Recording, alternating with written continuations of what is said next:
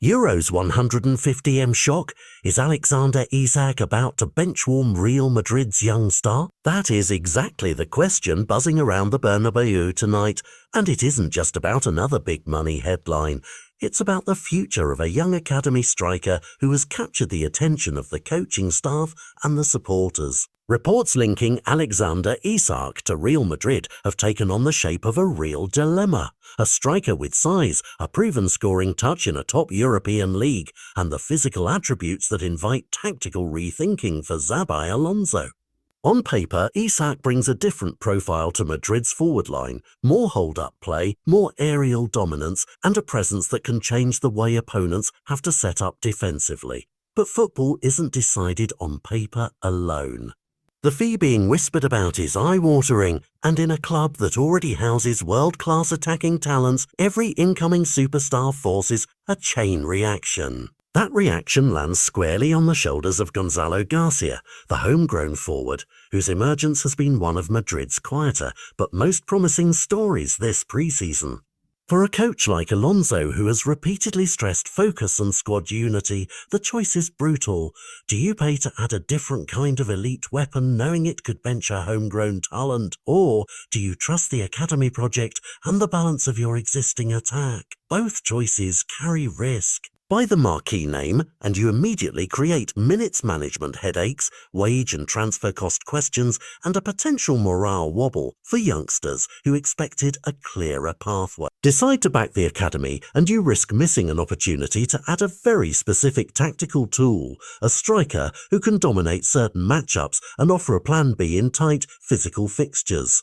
The truth lies somewhere between headlines and locker room reality. Madrid's attack already reads like a who's who, pace, technique and star power across multiple profiles, but that does not automatically make another elite forward redundant. What it does do is force Xabi Alonso and the sporting directors into hard conversations about roles, rotations and long-term planning. Gonzalo isn't just a kidder.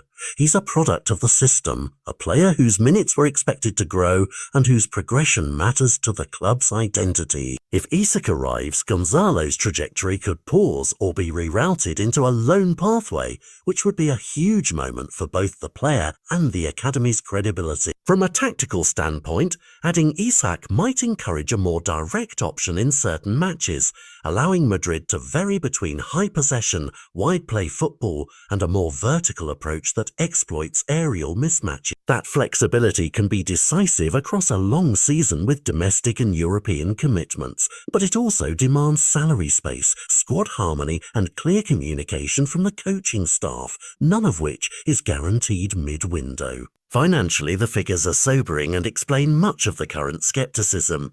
When a club contemplates a headline fee in the region that has been reported, opportunity cost matters.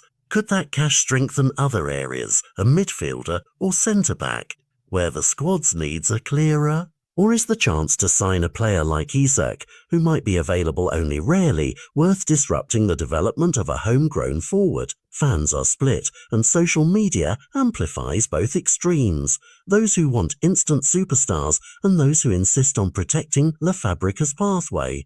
In the dressing room, delicate personalities and the coach's authority will determine whether a new arrival is welcomed as a boost or resented as a threat. Ultimately, the most likely outcome rests on negotiation realities more than pure sporting logic. If Newcastle's valuation or the player's willingness aligns, the club will weigh short-term gain versus long-term identity.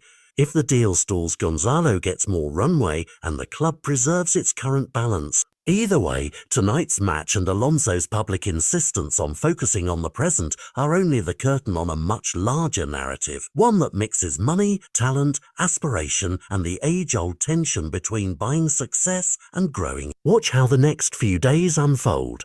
The decision will reveal not just transfer strategy, but what Real Madrid values when prestige clashes with promise.